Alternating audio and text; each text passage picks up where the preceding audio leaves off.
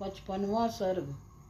अपने 100 पुत्रों और सारी सेना के नष्ट हो जाने पर विश्वामित्र का तपस्या करके महादेव जी से दिव्यास्त्र पाना तथा उनका वशिष्ठ के आश्रम पर प्रयोग करना एवं वशिष्ठ जी का ब्रह्मदंड लेकर उनके सामने खड़ा होना।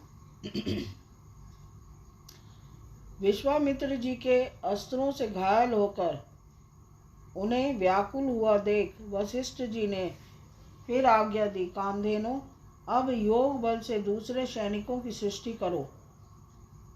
तब उस गौ ने फिर हुंकार किया। उसके हुंकार से सूर्य के समान तेजस्वी काम्बोज उत्पन्न हुए।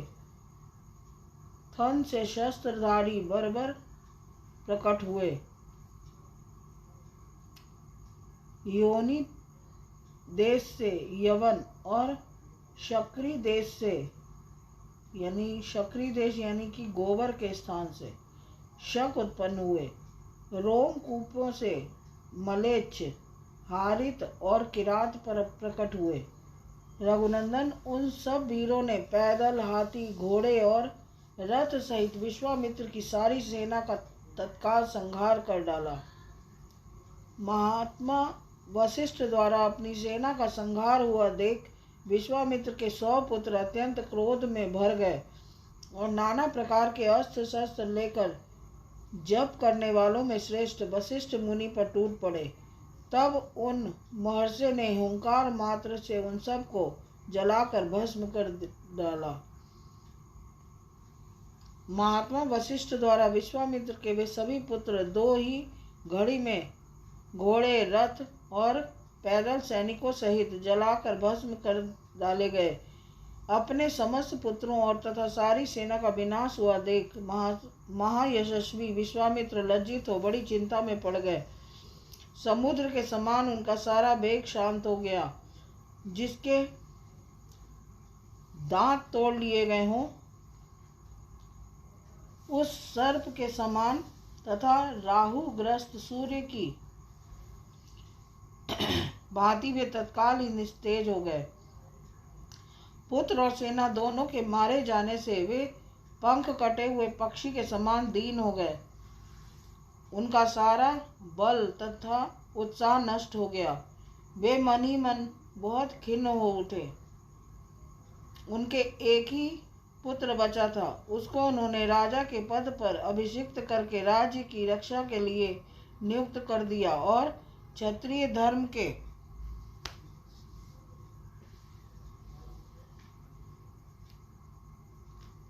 अनुसार पृथ्वी के पालन की आज्ञा देकर वे वन में चले गए। हिमाचल के पाषाण भाग में जो किन्नरों और नागों से सेवित प्रदेश है, वहां जाकर महादेव जी की प्रसन्नता के लिए महान तपस्या का आश्रय ले वे तप में ही संलग्न हो गए। कुछ काल के पश्चात वरदायक देवेश्वर भगवान वृषभ ध्वज ने महामुनि विश्वामित्र को दर्शन दिया और कहा, राजन, किस लिए तप करते हो? बताओ, क्या कहना चाहते हो? मैं तुम्हें वर देने के लिए आया हूँ। तुम्हें जो वर पाना अभिष्ट हो उसे कहो।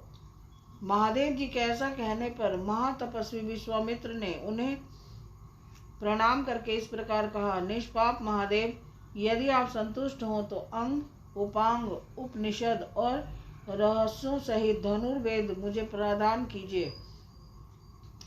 अनग देवताओं, दानवों, महर्षियों, गंधर्वों, यक्षों तथा राक्षसों के पास जो जो अस्त्र हों वे सब आपकी कृपा से मेरे हृदय में स्फुरित हो जाएं। देव, यही मेरा मनोरथ है जो मुझे प्राप्त होना चाहिए। तब एवमस्तु कहकर देवेश्वर भगवान शंकर वहां से चले गए। देवेश्वर महादेव से वे अस्त्र पाकर महाबली विश्वामित्र को बड़ा घमंड हो गया। वे अभिमान में भर गए। जैसे पूर्णिमा को समुद्र बढ़ने लगता है, उसी प्रकार वे पराक्रम द्वारा अपने को बहुत बढ़ा चढ़ा मानने लगे। श्री राम, उन्होंने मुनि श्रेष्ठ वशिष्ठ को उस समय मरा हुआ ही समझा। फिर तो वे पृथ्वीपति विश्वामित्र वशिष्ठ के आश्रम पर जाकर भांति भांति के अस्त्रों का प्रयोग करने लगे, जिनके तेज से वह सारा तपोवन दग्ध होने लगा।